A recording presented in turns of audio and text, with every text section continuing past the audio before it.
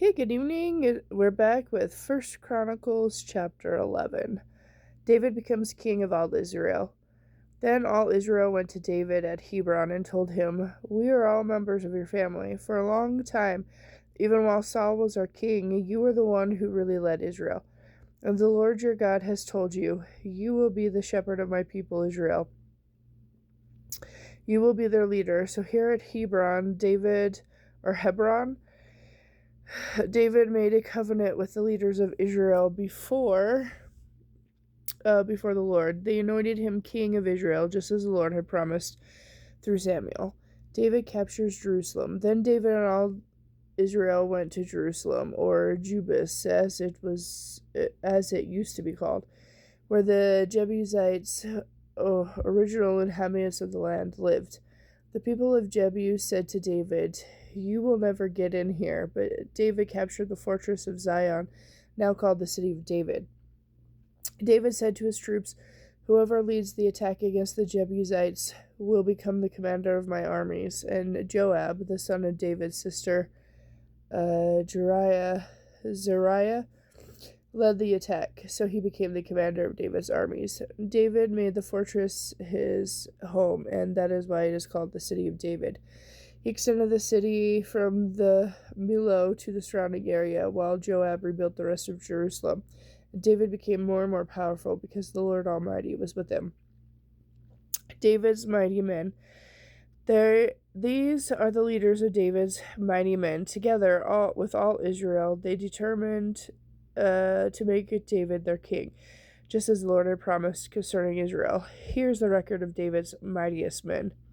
The first was Jashobeam, the Hecomite, who was the commander of the three greatest warriors among David's men.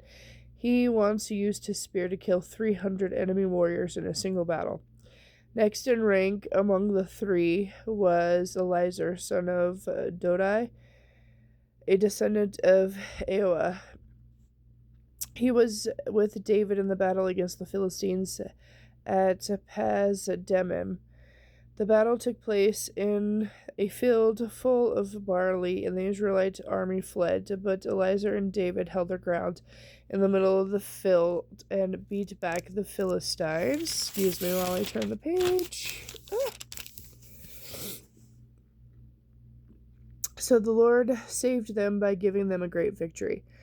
Once when David was at the rock near the cave of Adullam, the Philistine army was camped in the valley of Rephaim.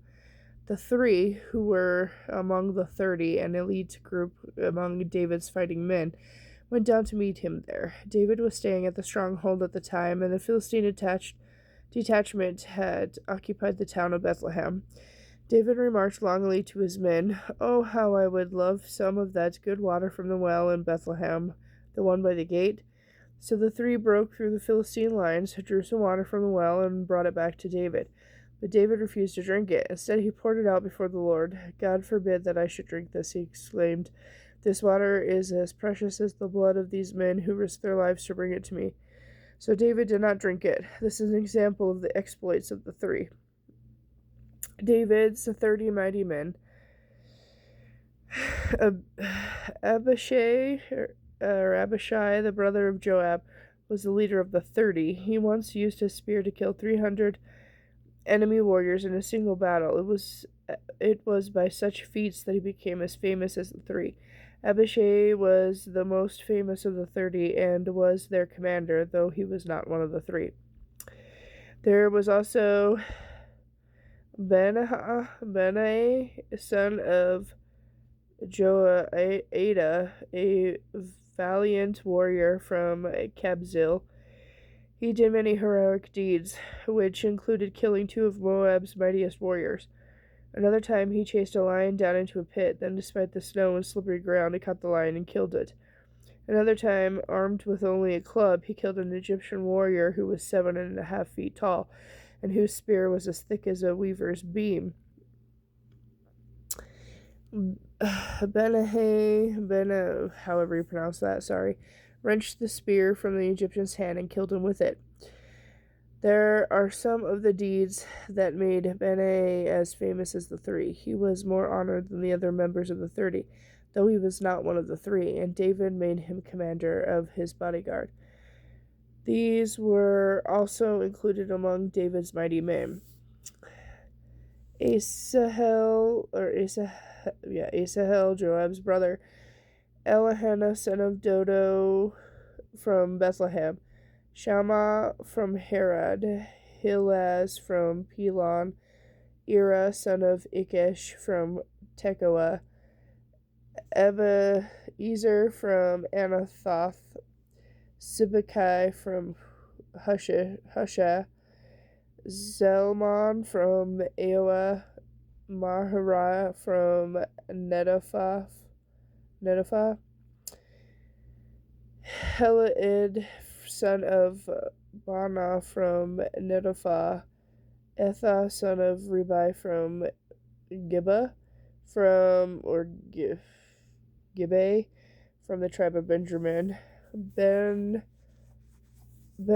from Pirathon, Hura from near Naal Gaish,